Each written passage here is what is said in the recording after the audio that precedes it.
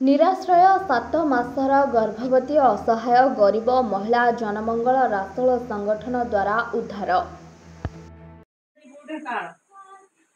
कोठी कोठी माँ तुम घर कोठी भवन मगर कोठी तुम माँ घर कोठी कोठी तुम घर असन बनिया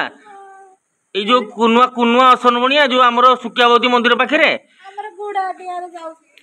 तम तम स्वामी ना कौन गणिया देहुरी तुम कौन छुआ को धरिकी तुम पाखे एमती आसिक बाहर बुलच स्वामी केबठू मले 7-8 मास मरीगले शाशु शशुर से तुमको घर बाहर कर दे देढ़शुर ओहो तम हे प्रभु माने चलिबारे भी माने केमती चलुच खाइबा पीबा किछि 7-8 मास हेलानी एक्सपायर करी गलेनी। हाँ एमती बुलुच तुम तुम अंतस्वत्व अच्छ केते मासर माने तुम कौन मु जानि पाउनी ये कौन भाई सासु ससुर तोड़ी देले घरु घर द्वार भल पाइक आसी तो कहला घर द्वार नहीं पुओ को भी कुड़िया बळिया घर दे करथिला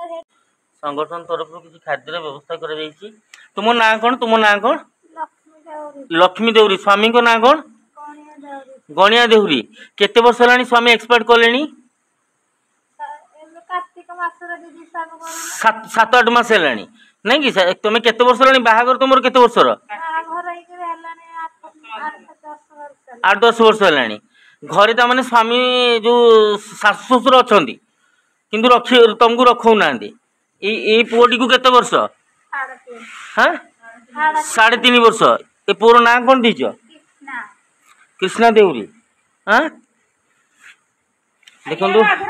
देखंतु केडे दयनीय अवस्था रे केडे दयनीय अवस्था रे हमर भगवानपुर स्थित हमर शिव रामेश्वर मंदिर प्रांगण रे एठी रहिसंती। हिंदोलरू रंगाधर का रिपोर्ट ओडिया एक्सप्रेस।